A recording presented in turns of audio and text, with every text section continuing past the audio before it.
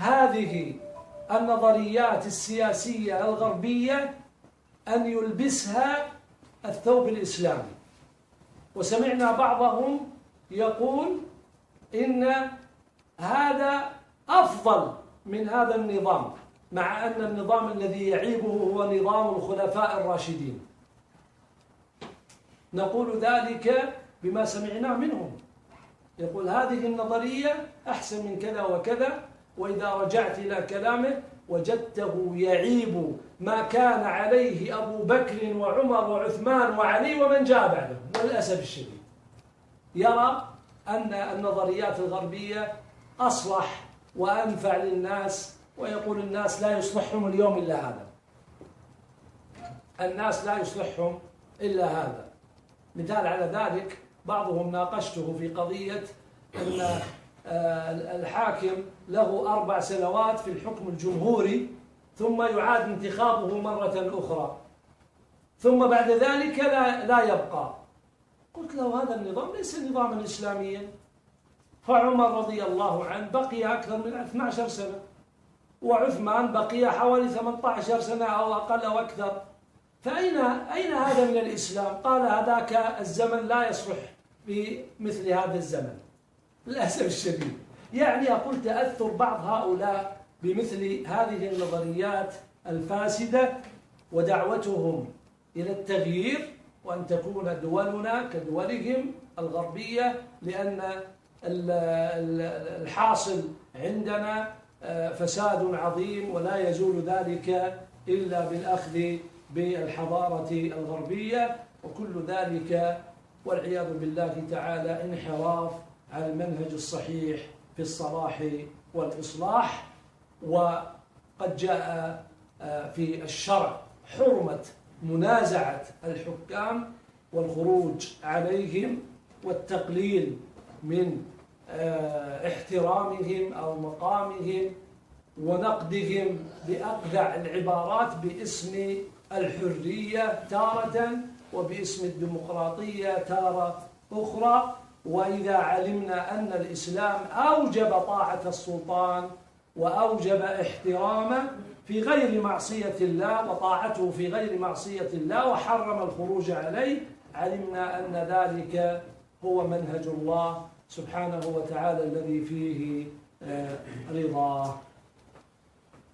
يبلغ الهوى ببعضهم والهوس بالمتابعة للغربيين مبلغا عظيما، نعوذ بالله سبحانه وتعالى من الهوى.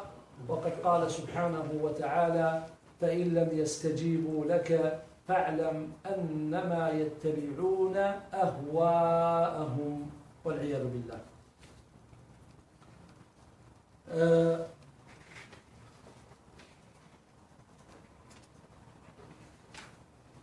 السبب الثالث في الحقيقة الذي أوقع كثيرا من المسلمين في الخلل في عملية الإصلاح هو الجهل. هو الجهل بالشريعة العظيمة المباركة الكاملة الشاملة، والجهل بوظيفة الحاكم ووظيفة المحكوم. فإن الله سبحانه وتعالى ذكر في آيتين من كتابه وظيفتهما، أعني الحاكم والمحكوم.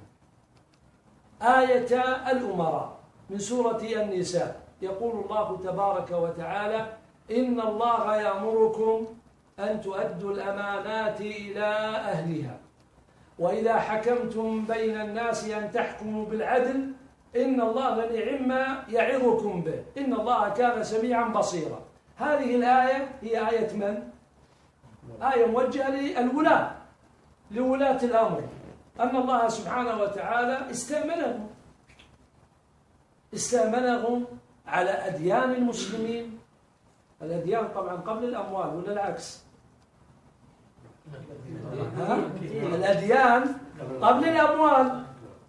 الحاصل اليوم نحن لا نسمع إلا الحساب عن الأموال، وين الأموال راحت، وين الفلوس جت، وين الأديان يحاسب عنها ولاة الأمر أمام الله قبل كل شيء، لأنها أعز ما يملكه المسلم. فالله تعالى يأمر بأداء الأمانات إلى أهلها، وإذا حكمتم بين الناس أن تحكموا بالعدل. العدل إعطاء كل ذي حق حقه، وغير المساواة. المساواة كلمة ليست إسلامية، بل هي مبدأ من مبادئ الماسونية. مبادئ الماسونية تقوم على 3 مبادئ: الحرية المطلقة من غير قيد ولا خلق ولا دين، المساواة المطلقة بين المسلم وغير المسلم، بين الرجال والنساء، بين الصالحين الأخيار الأبرار وبين الفجار والكفار، المساواة. والإخاء يعني لا عداوة بين مسلم وكافر ولا بين بر وفاجر، بل الإخاء للجميع.